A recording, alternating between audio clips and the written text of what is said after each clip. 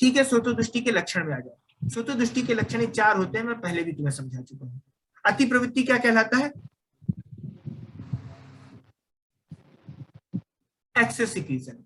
जैसे कि मैंने अभी बताया ना, एसिडिटी, HCl का ज्यादा सिक्रीशन होने लगा, ठीक है, तो वो अति प्रवृत्ति हो गया। संग हुआ, संग क्या है?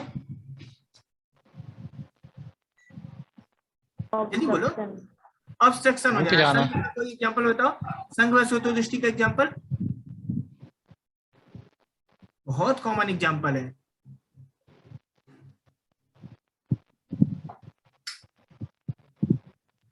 अजीर्ण, विसूचिका। अजीर्ण, विसूचिका, चलो ये तो ठीक है। और मॉडर्न के अनुसार थोड़ा सा बताओ। विसूचिका में अति प्रवृत्ति नहीं होती है? क्या? विसूचिका में अति प्रवृत्ति नहीं होती है? नहीं, विसूचिका में अति प्रवृत्ति नहीं, वो बाद में जब दस्त लगता है तो हो जाएगा। शुरुआत तो उसकी संग से ही होती है ना, फिर बाद में अति प्रवृत्ति होती है ना। दस्त लगना, जो वमन होना, वो बाद में है। अरे obstructive jaundice, common pile duct, संघ का एक बेस्ट एग्जांपल है ना। किसी को अगर स्टूल पास नहीं हो रहा है तो वो संघ का हुआ ना। बद्ध गुदोदर किसका एग्जांपल है? संघ का है ना, ठीक है। फ्लैचुलेंस का रुक जाना किसका एग्जांपल है?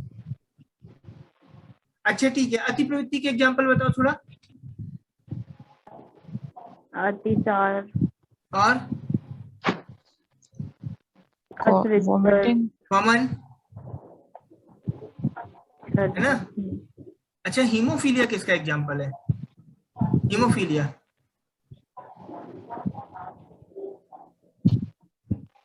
जल्दी बोलो।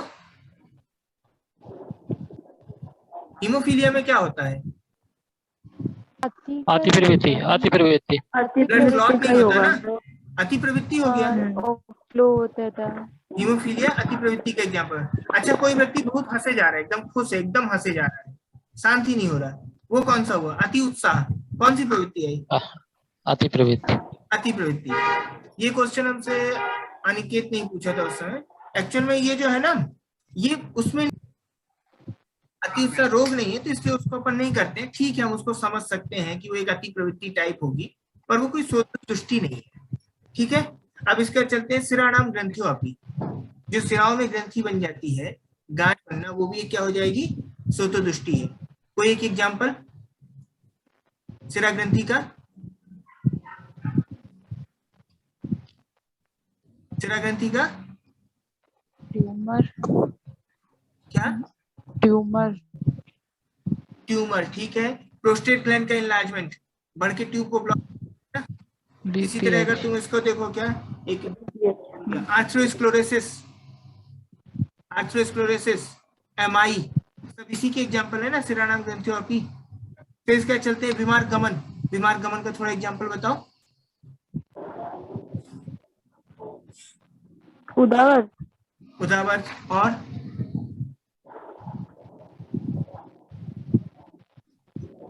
वमन, वमन। हाइड्रोनेफ्रोसिस। रक्तपित्त हो सकता है? रक्तपित्त भी हो सकता है, लेकिन रक्तपित्त ना अपने ही मार्ग से जाता है। जैसे पास का जो ट्रैक है, जैसे खून अगर ऊपर आ रहा है तो नाक उसका पास का ट्रैक है, तो वहां से आ रहा है। ब्लीडिंग पर rectum है, ब्लीडिंग पर वजाइना है, या ब्लीडिंग पर नोज है, ब्लीडिंग पर है, उसके पास के ही ट्रैक है, तो इसलिए वो नहीं होगा, बीमार नहीं होगा। तो ज्वर। ज्वर बीमार गमन नहीं है। ज्वर तो संघ है ना, उसमें क्या होता है कि जो अग्नि होती है वो रोक जाती है और फिर क्या करता है, शाखाओं में फेंक देता है, ऐसा उसकी संप्राप्ति में आता है। मैं इसका तुम्हें बीमार गमन का कोई एग्जांपल बताने वाला था, भूल गया। अम्लपित्त।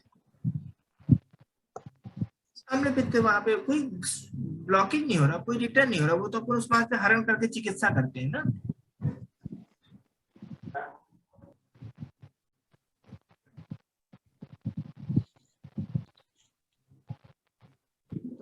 जॉन्डिस तो होगा। हाइड्रोनेफ्रोसिस।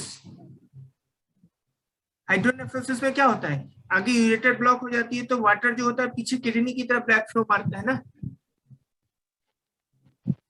ऐसे ही होता है ना। यूरेटर ब्लॉक हो जाती है तो यूरिन पास नहीं हो पाती, तो वो पानी क्या होता है, पीछे की तरफ किडनी में जाता है। वो कौन सी संप्राप्ति हुई? बीमार गमन, पीछे की तरफ रिटर्न जाना। ठीक है, चलो और आएंगे तो फिर बताते जाएंगे। लिख लो, राज्यक्षमा में संघ प्रकार की होती है, छर्दी में विमान गमन और अति प्रवृत्ति दोनों मिल, इसके बाद जो अतिसार में जो है अति प्रवृत्ति मिलेगी,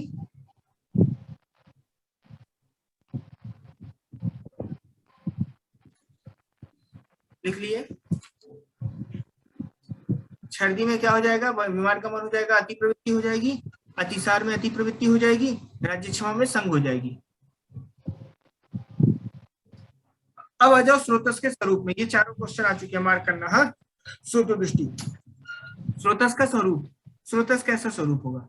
एक बात बताओ, जो आंखों में यहाँ सिक्रीशन होता है, तो यहाँ पे जो स्रोतस होगा वो सब आंखों के जैसे दिखने वाला होगा ना।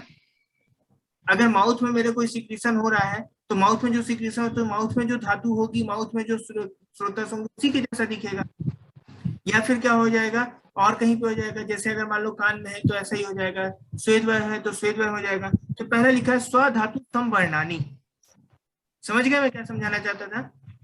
जिस धातु में स्रोतस होगा उसी के वर्ण का होगा। मेद धातु का स्रोतस मेद के वर्ण का होगा, मांस धातु का स्रोतस मांस के समान, अस्थि धातु का स्रोतस अस्थि के समान होगा। समझ गए?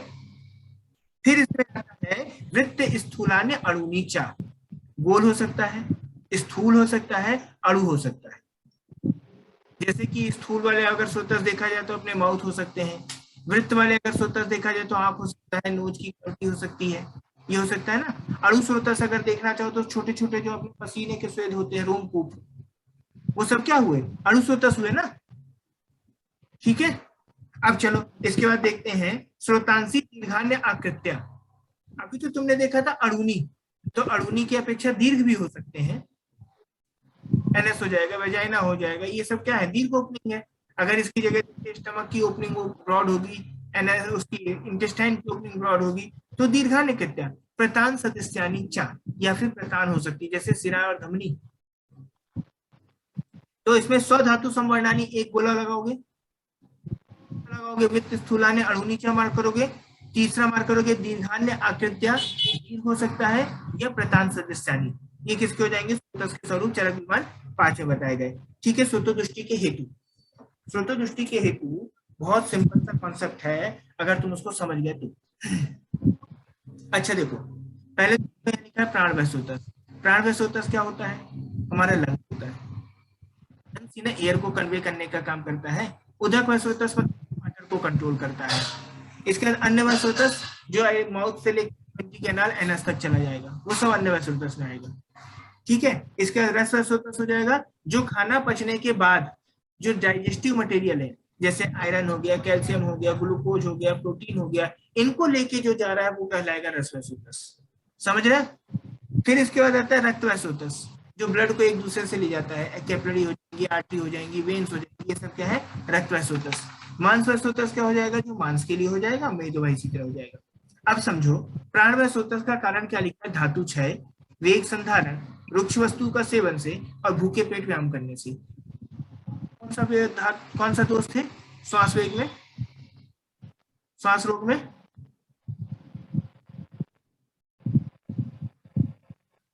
श्वास रोग में दोष थे वात और कफ, वात और कफ ना।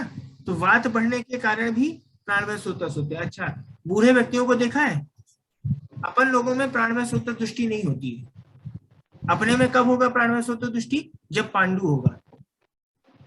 पांडु होगा तो आरबीसी का कन्वे कर्म कम हो जाएगा, तब अपने प्राणवय स्रोतस लगेंगे। पर वो प्राणवय स्रोतस की कमजोरी नहीं है, वो कमजोरी है, दौर्बल्य अलग चीज है। लेकिन जो बूढ़े व्यक्तियों को तुम देखना, बैठे बैठे भी थकान आ जाती है, बैठे बैठे भी सांस नहीं ले पाते हो, उनमें क्या होता है? धातु क्षय होता है। धातु क्षय पहला वर्ड लिखा है। वेग संधारण, उनका मल सही ढंग से साफ नहीं होता, जिसके कारण उदावर्त हो रखा होता है। वेग संधारण, रुक्ष वस्तु का सेवन, बहुएं जो आती है उन्हें क्या देती है? रूखा सूखा खाना देती है, तो क्या हो जाएगा? वात बढ़ जाएगा। तो रुक्ष वस्तु सेवन, फिर इसका क्या हो जाएगा? भूखे व्यायाम करना, खाना भी नहीं देती कभी कभी, और घर का काम अलग करवाती रहती है। तो समझ में आ गया? धातु है, वेग संधारण, रुक्ष वस्तु सेवन और भूखा व्यायाम करने से, इन सब से क्या होता है? वात का प्रकोप होता है। ये सब क्या कारण होगा? प्राणवय स्रोतस। इसका ना श्लोक से क्वेश्चन आया था, क्षयात संधारणात रुक्षयात व्यामान क्षुधितस्य च। अगर तुम इन चीजों को नोटिस करो, इन सभी में वात का प्रकोप होता है। धातु क्षय में वात का प्रकोप है, वेग संधारण में वात का प्रकोप है, रुक्ष वस्तु सेवन में वात का प्रकोप है, भूखे पेट व्यायाम करने से भी वात का प्रकोप है ना। तो वात का प्रकोप का कारण क्या होगा? प्राणभय सोतो दृष्टि। फिर चलते हैं। अब ना गर्म चीज और रूखी चीजें क्या करती हैं शरीर से? पानी के अमाउंट को कम कर देगी। देखो, उष्ण आहार विहार, रेगिस्तान में चले जाओ और रेगिस्तान में कोई मिर्ची खिलाए तो क्या होगा? पानी की जरूरत पड़ेगी, शरीर से पानी निकल जाएगा। फिर इसके लिखा है आम दोष से। जब आम दोष का एक लक्षण तुमने पढ़ा था बहुमूत्रता, तो वाटर बॉडी से लॉस ज्यादा होगा। फिर इसका अन्य सेवन, ये क्वेश्चन आ चुका है। निदान सेवन करोगे जिससे वो प्राणवायु सोतो दृष्टि का कारण बनेगा। उसके बाद दूसरा देखोगे, जो अपना रुक्ष आहार विहार है, उष्ण आहार विहार है, वो क्या करेगा? उदक की दृष्टि का कारण बनेगा। जैसे कि यहाँ पे अति शुष्क अन्न सेवन, ये क्वेश्चन आ चुका है, मार्क करो। अति शुष्क अन्न सेवन जो है उदक व सोतो दृष्टि का कारण है, प्यास को रोकने से और मदिरापान करने से। मदिरापान क्या होता है? डायूरेटिक होता है। डायूरेटिक होने के कारण क्या होगा? उसके वाटर लॉस हो जाएगा, तो भी उसको उदक व सोतो